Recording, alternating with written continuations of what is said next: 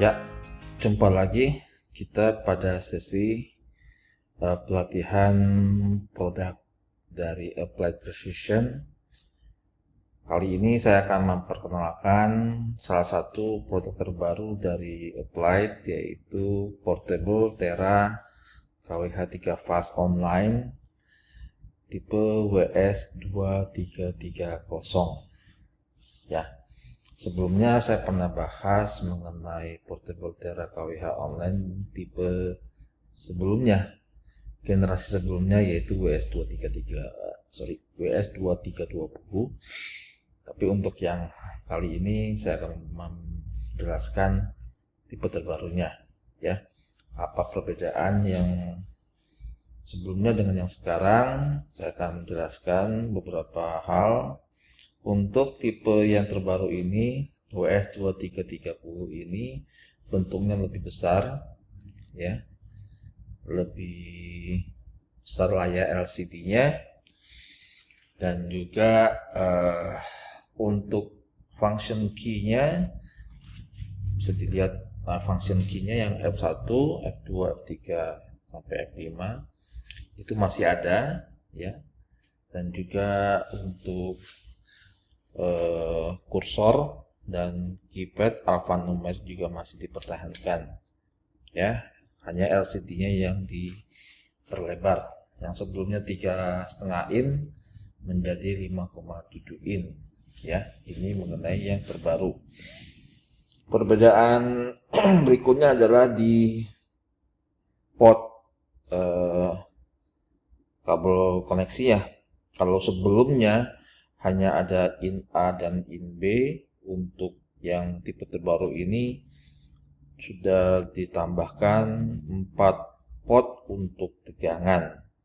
Artinya khusus tegangan disediakan port khusus, ya, terpisah dengan in A dan in B, sehingga untuk in A dan in B ini bisa kita pakai untuk dihubungkan dengan klem arus, ya, klem arus sekunder dan klem arus primer, sehingga pada saat pengujian alat ini bisa dilakukan proses wiring, ya, untuk kabel tegangan dan 2 kabel arus sekaligus, yaitu fungsinya adalah untuk pengujian error KWH dan juga untuk pengujian error CT dalam 1 kali instalasi, ya. Terus juga di bagian bawahnya ini ada switch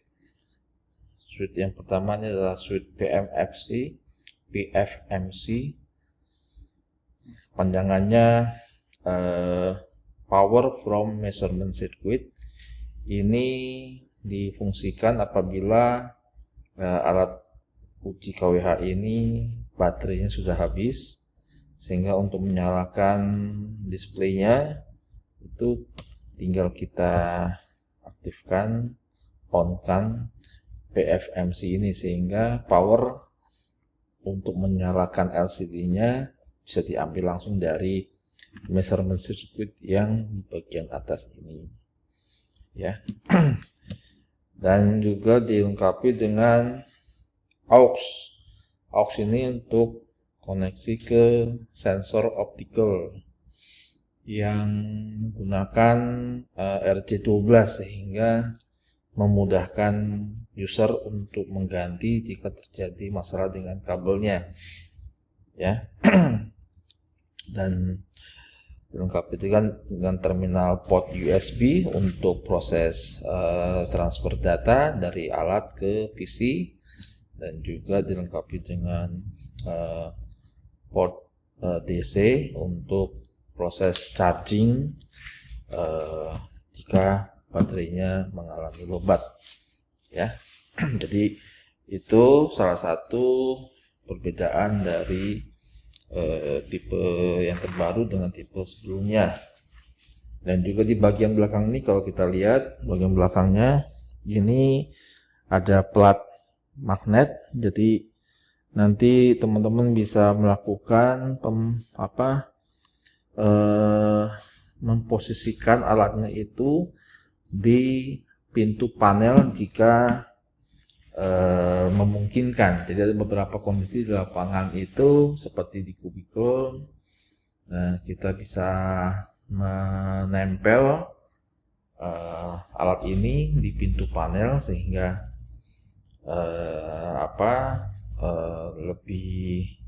lebih memudahkan kita dalam mengoperasikan alat ini dalam waktu cukup lama, sekitar setengah jam sampai dengan 1 jam. Ya, karena berat alat ini sekitar 1 kilo ya, kurang, walaupun tidak terlalu berat, cuman kalau dipegang secara kontinu dalam waktu 15 menit 20 menit lumayan juga. Makanya disiapkan plat magnet, tujuannya supaya memudahkan user untuk melakukan pengujian seperti itu. Nah, sebelum kita melakukan pengujian WS-nya, untuk beban yang akan saya gunakan ini adalah menggunakan BTE. Seperti kita ketahui, Applied juga memiliki alat injeksi arus tegangan ya, 3 fase ya, BTE 2330 ini. Dan BTE ini akan saya pakai untuk mengenerate arus dan tegangan. Di sini saya sudah menyiapkan kWh meter. Yang saya gunakan adalah kWh meter ADMI kelas 0,5 ya, CT connected, dan juga ada rak meter yang sudah saya siapkan dengan CT-nya. Jadi nanti kalau untuk pengujian error kWh ini kita bisa menguji sekaligus error kWh dan juga error CT ya. Di sini wiring dari PTE-nya sudah saya siapkan, sudah saya install ke meternya. Tinggal bagaimana kita melakukan instalasi dari WS-nya ke meter itu sendiri ya. Nah, untuk menguji meter kWh menggunakan WS 2330, kebetulan saya menggunakan yang tipenya WS 2330 plus 0,05 ya. Nanti yang akan saya siapkan beberapa aksesoris yang penting, yaitu di kabel tegangan, terus di klem sekundernya, dan juga menggunakan arus di sisi primernya. Dan terakhir saya juga menggunakan terminal aux ini untuk connect ke sensor optical ya. Nah, di sini saya sudah siapkan kabel arusnya, kabel tegangannya. Ini adalah kabel tegangannya yang akan saya siapkan, RST netral. Ini juga ada kabel arusnya. Saya menggunakan klem 120 ampere ya untuk kabel arus di sisi sekunder. Saya menggunakan kabel fleksibel untuk di sisi primernya, di primer CT-nya ya. Dan saya juga menggunakan sensor optical ini karena kabelnya nanti akan saya hubungkan ke WS ya. Kita mulai. Sekarang saya hubungkan dulu bagian aux untuk sensor opticalnya. Ini saya coba tegangannya.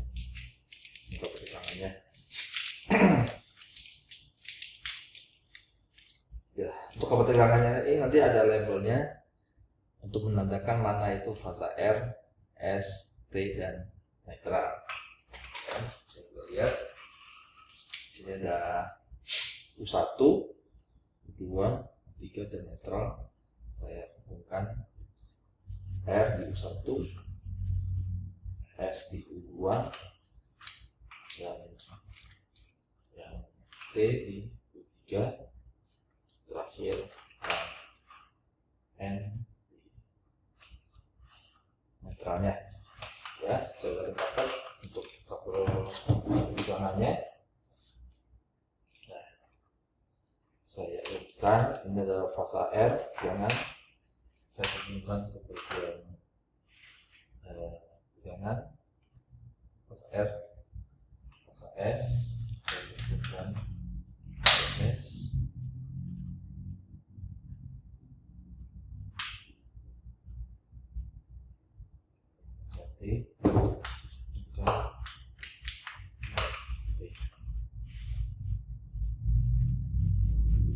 Terakhir netral.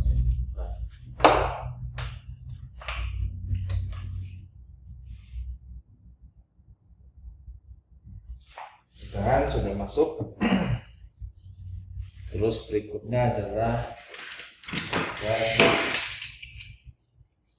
arus sisi sekunder. Ya. Nah, untuk arus ini sama seperti di versi sebelumnya. Ada L1, L2, dan L3 ya. Dan masing-masing arus ada panahnya. Ya. Jadi menyesuaikan arah arus dari sumber ke kWh meter. Ya, kita coba wiring. Untuk ujungnya juga kita bisa wiringkan terlebih dahulu. Ujung ini ke in A. Sudah. Baru kita wiring di sisi sekundernya ya. Untuk L1 saya hubungkan ini sisi sekundernya. L2 saya hubungkan sisi sekunder dari fase S.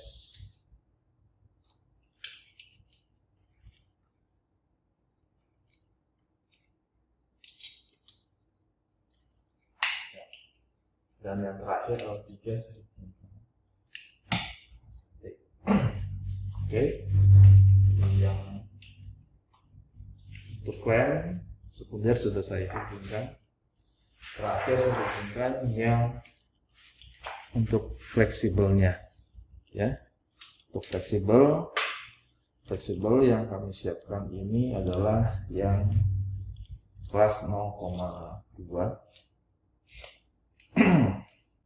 Sama seperti klem, ada penandaannya juga. L1 untuk R, L2 untuk S, dan L3 untuk T. Dan cara kita mau memasangnya, cukup kita tarik, kita kalungkan, terus kita kunci. Dan setiap ujungnya bisa dilihat ada arah panahnya ini di bagian ujungnya. Jadi sama seperti di klem ya. Nah, saya akan coba hubungkan fleksibel ini ke bagian primernya. Nah, primernya saya bisa ngambil dari sini, bisa. Jadi dari ini primer dari PTE sumbernya sudah primer masuk ke busbar, jadi saya bisa hubungan dari sini. Sebelumnya saya pasang dulu konektornya. Untuk primernya saya hubungkan fase R,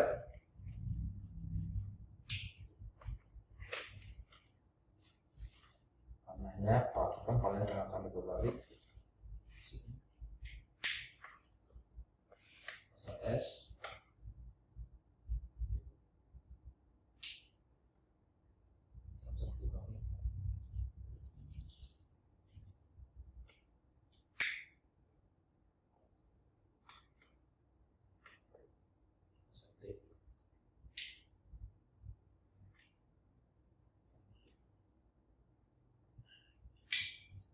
sekarang baik R, S, T di sisi primer sudah saya hubungkan. Jadi wiring sudah selesai, dan setelah wiring selesai baru kita melakukan penyalaan alatnya. Ya, nah, terlihat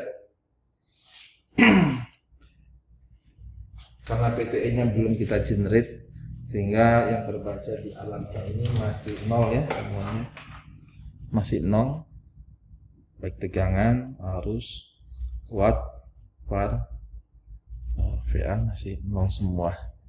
Jadi kita akan mulai untuk generate terlebih dahulu.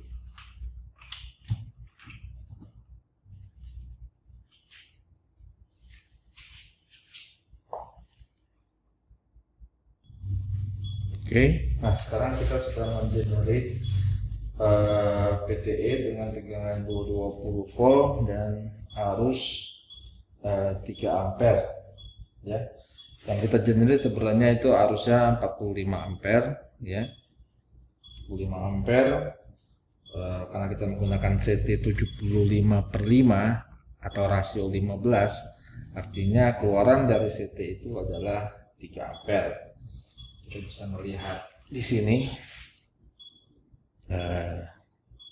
yang terbaca tegangan 220, arus 3 ampere per fasanya, dan juga ada watt 579,1 dan seterusnya. Ada Q, ada VA, ada cospi 0,8 ya. Dan di bagian ujungnya ini ada tanda merah sudut di sudut kanan, itu menandakan cospi-nya statusnya lagging ya. Ada sudut tegangan terhadap tegangan, VI ini sudut arus terhadap tegangan. Kita generate ada sudut 30 derajat yang kita generate. Dan berikutnya ada DFU, ini adalah distortion factor untuk tegangan, DFI distortion factor untuk arus. DF ini adalah total harmonic distortion untuk tegangan dan untuk arus. Dan juga ada pH, daya harmoniknya. Jadi kalau ada harmonik, nanti di daya ini ada daya total. Jika ada harmonik, nanti alat ini juga akan mengukur berapa daya harmonisanya ya, dipisahkan antara daya fundamental dengan daya harmoniknya. Kita bisa ke bawah, kita melihat tampilan berikutnya ya. Ada tegangan fast to neutral, ada tegangan fast to fast. Terus juga ada sudut tegangan terhadap tegangan, dan Z ini adalah impedans dari masing-masing fasa ya, impedansnya. Dan kembali di sini ada cosinus V dan sin V. Jadi kalau ada reaktif dia akan muncul juga sin V-nya. Dan di sini ada namanya arus P, arus untuk aktif, IQ, arus untuk reaktif. Nah, ini parameter ini sering dipakai pada saat kita ingin memastikan apakah cospi yang di bawah 0,85 sehingga menimbulkan reaktif ini bebannya pure dari beban mesin, atau bebannya itu dari beban eksternal yang mengenerate reaktif energinya. Kita bisa pantau di EQ-nya. Jadi kalau ada pelanggan yang menggunakan kapasitor bank yang cukup besar, bisa ketahuan di EQ. Dan juga ada P, force, ini adalah daya untuk fundamentalnya ya. Oke, kita lanjut.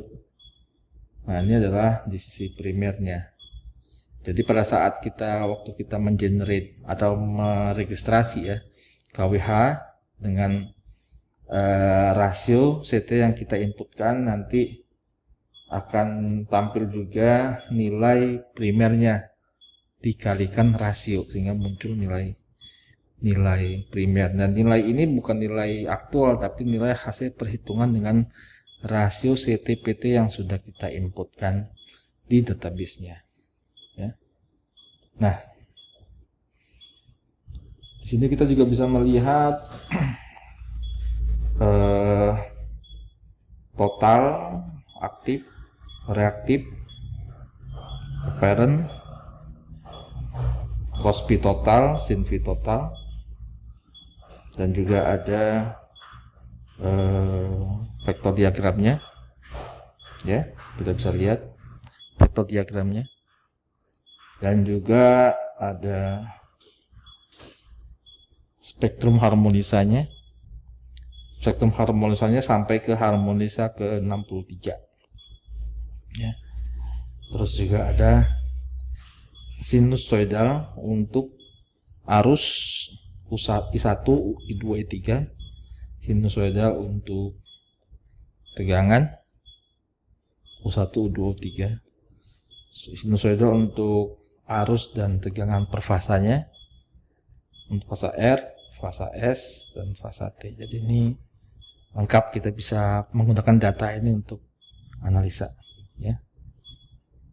Nah, lanjut kita pada pengujian error KWH. Nah, untuk pengujian error KWH ini, sebelum kita melakukan pengujian error KWH, kita masuk ke F5 untuk melakukan setting database terlebih dahulu. Ya, kita ke 4, tekan tombol 4, atau kita pakai kursor pindahkan ke 4 ya. Nah, di sini ada list pelanggan yang sudah kita registrasi atau meter yang sudah kita registrasi. Kebetulan untuk yang meter admin ini sudah kami registrasi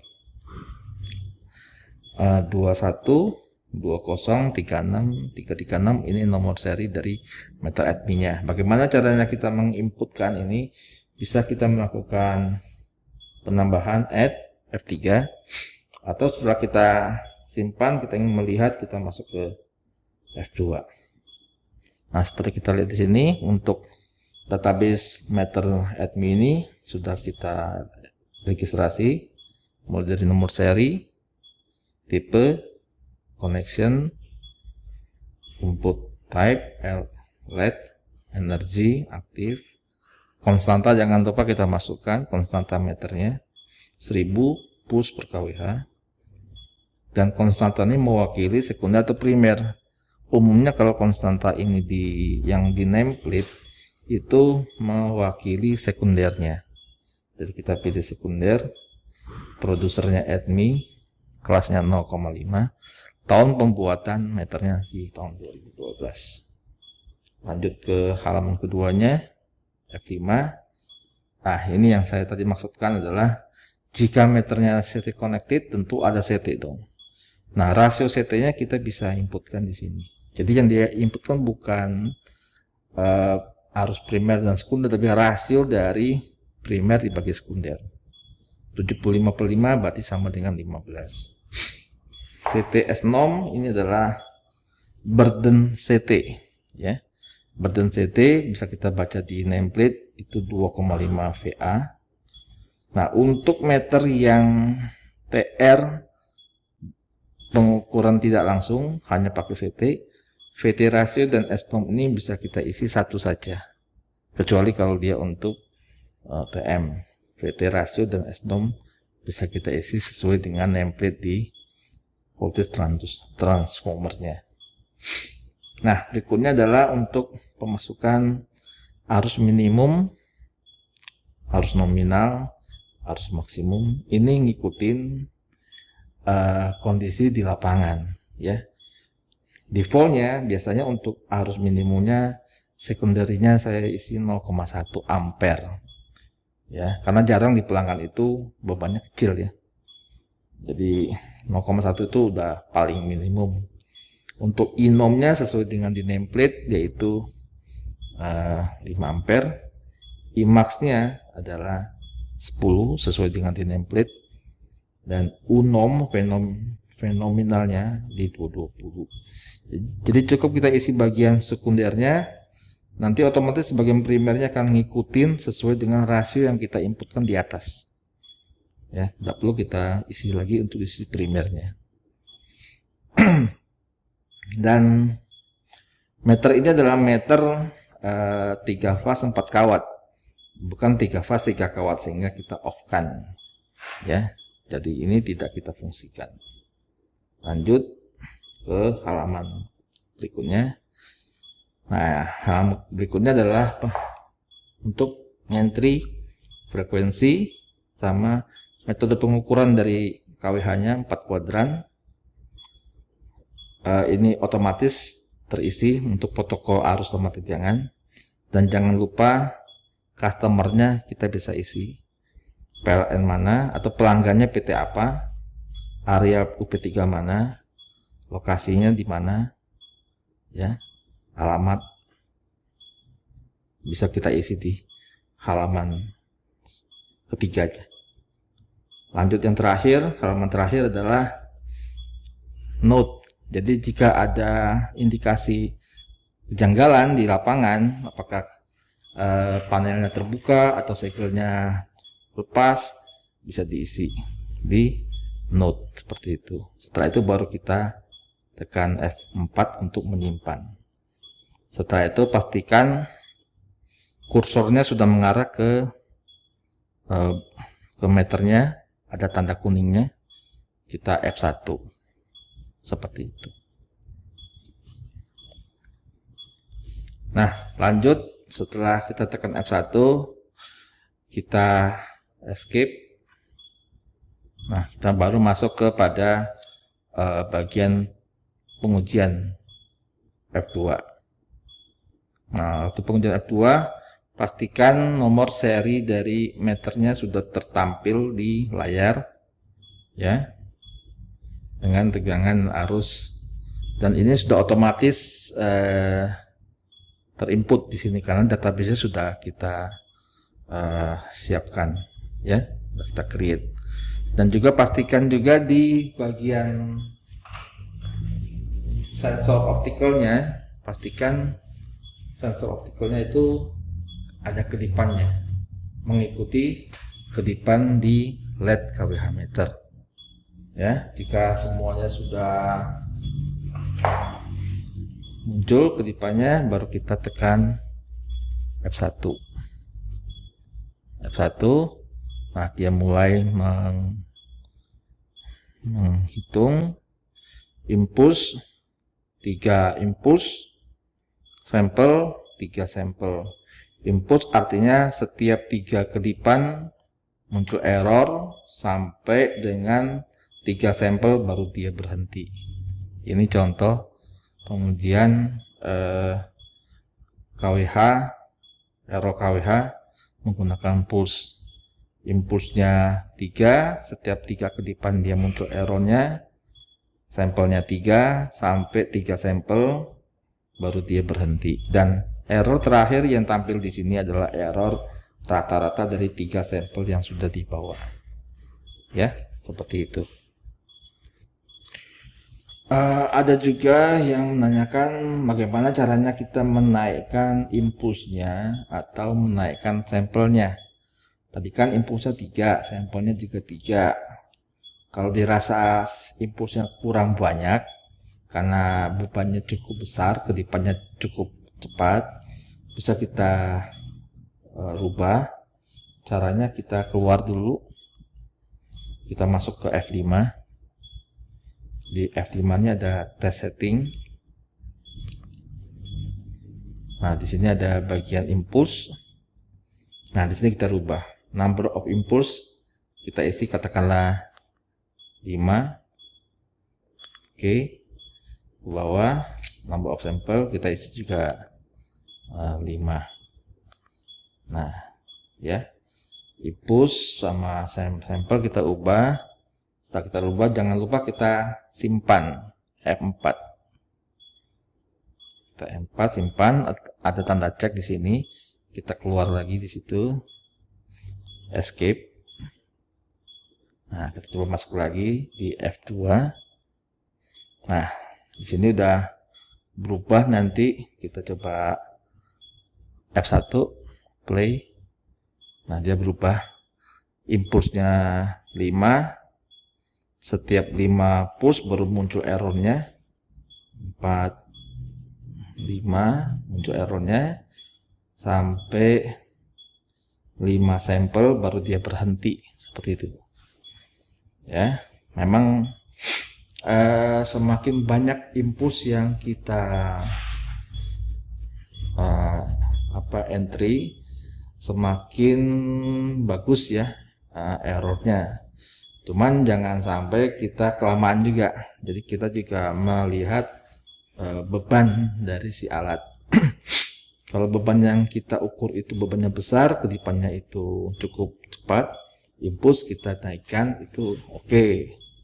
Tapi kalau bebannya kecil, impuls yang kita banyakin, nanti kita menunggunya cukup lama ya. Nah, ini adalah hasil yang lebih mungkin lebih akurat. Karena apa? Karena impulsnya kita banyakin, sampelnya juga kita banyakin, sehingga 0,362 adalah rata-rata dari kelima impuls yang sudah kita ubah tadi. Jangan lupa setelah kita selesai menguji, kita F4 untuk menyimpan data hasil pengujian ya. Nanti kita bisa melihatnya. Kita keluar, kita masuk lagi ke F5, kita pilih 4 database. Nah, di sini kita bisa melihat di bagian belakang kolom paling kanan 9, ini artinya ada 9 data yang sudah disimpan, 9 test point yang sudah kita simpan ya. Kita bisa lihat, bisa baca. Nah, ini adalah data yang sudah kita simpan. Hasilnya adalah ini, yang ke-9 0,36%, diambil tanggal 18 Desember jam 11.41. Ini adalah hasil terakhir yang kita